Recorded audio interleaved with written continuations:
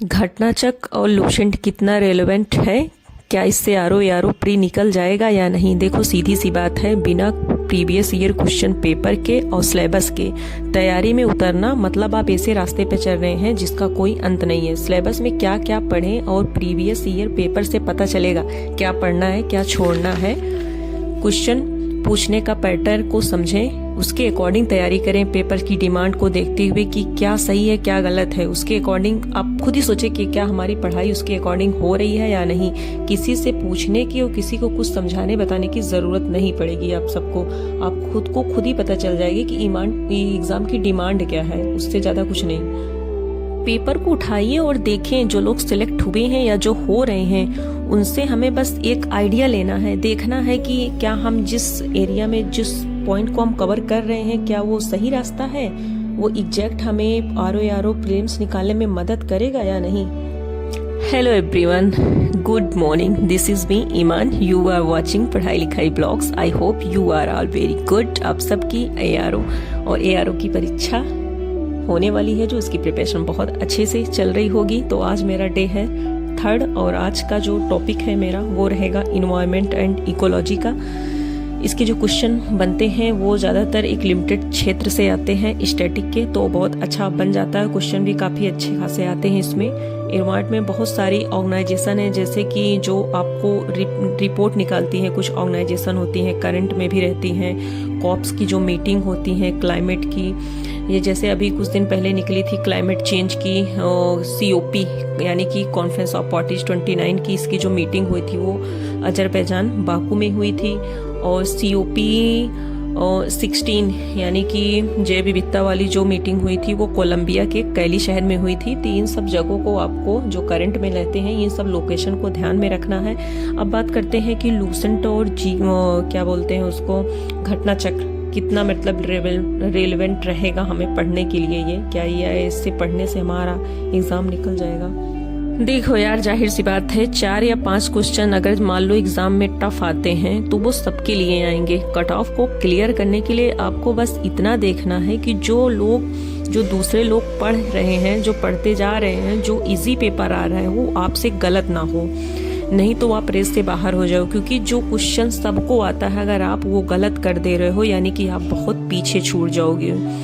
तो आपको ये वाली गलती बिल्कुल नहीं करना है, सिली मिस्टेक से बचना है। मान लो फॉर एग्जांपल 100 में से 20 या 25 क्वेश्चन के आसपास में हार्ड आ गए तो वो सबके लिए आए ना, किसी एक के लिए स्पेशली तो आए नहीं। अगर आयोग जब अपनी कट ऑफ बनाएगा तो जो बच्चे एग्जाम दिए रहेंगे तो वो कट ऑफ जो क्वेश्चन रहेगा, कट ऑफ तो बस इतने में ही रहना है। अगर वो कुछ क्वेश्चन हार्ड है तो वो सबके लिए है। इसीलिए हम बोलते हैं आप सबको प्रीवियस ईयर क्वेश्चन को और सिलेबस को जरूर देखना है। अगर आप लोग इतना नहीं कर पा रहे हैं तो यार फिर तैयारी क्या कर रहे हैं। प्रीवियस ईयर क्वेश्चन पेपर को उठाएं और देखें, क्योंकि उससे हमें क्या होता है, हमें एक आइडिया लग जाता है कि किस टाइप से क्वेश्चन आ रहे हैं, आयोग कैसा क्वेश्चन पूछ रहा है, 1 लाइनर क्वेश्चन कितने आ रहे हैं, स्टेटमेंट में कितना आ रहा है, क्रोनोलॉजी से कितने क्वेश्चन आ रहे हैं। तो ये सब चीज़ों का मुझे एक आइडिया लग जाता है और वो लगना भी बहुत ज़रूरी है, क्योंकि हमें इससे पता चलता है कि हाँ क्वेश्चन की डिमांड क्या है, आयोग कैसे क्वेश्चन पूछ रहा है। और साथ में जैसा कि मैंने आप सबको बताया है कि हिंदी को बिल्कुल स्किप नहीं करना है। हिंदी में 6 चैप्टर हैं, आप 6 में से एक अपना रूटीन सेट करिए या डेली का आप 1 टॉपिक या 2 टॉपिक ले लीजिए। उनमें से जैसे पर्यायवाची हो गया तो उनमें से 20 या 25 पर्यायवाची आपको डेली याद करने हैं, जैसे जितना आपको हो पा रहा है।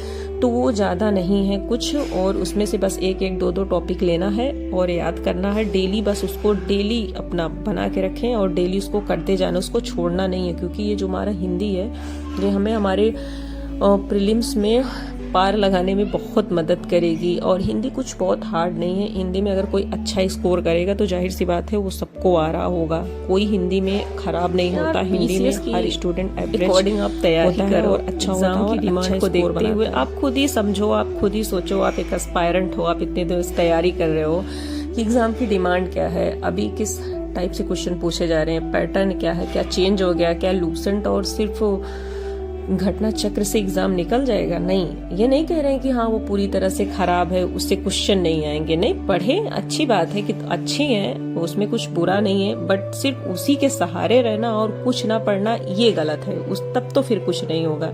इस वजह से साथ में लेके चलना है हमें, अपना एक एक टॉपिक को रेडी करना है। आप जीके जीएस में भी कोई एक टॉपिक ले लीजिए। हिस्ट्री हुआ, हिस्ट्री में आप गांधी युग से जुड़ा हुआ जो पूरा चैप्टर है वो ले लीजिए, या फिर आप जैसे यूरोपियों का भारत में आगमन जब हुआ था तो आप उसका एक टॉपिक ले लीजिए। जहां से आपको जो बेटर लगे या जो आपका वीक चैप्टर हो आप उसको तैयार करें और उसमें अपना टाइम दें और उसे अच्छे से सॉल्व करें कि अगर गलत हो रहा है तो क्या गलत हो रहा है। क्योंकि अब देखिए एकदम सीधा सीधा क्वेश्चन नहीं पूछ रहा। पीसीएस का पेपर इस बार जिसने दिया होगा वो खुद ही समझ सकता है, जो मतलब लग ही नहीं रहा था ऐसे क्वेश्चन बना सकता है, ऐसे क्वेश्चन पूछ सकता है।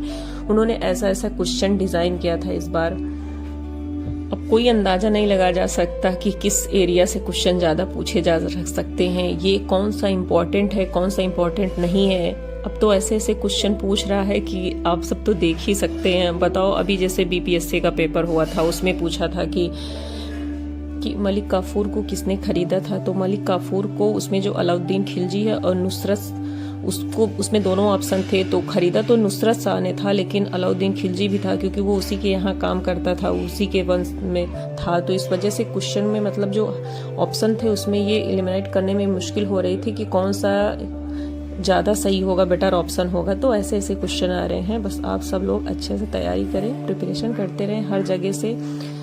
मिलेंगे नेक्स्ट ब्लॉग में, तब तक के लिए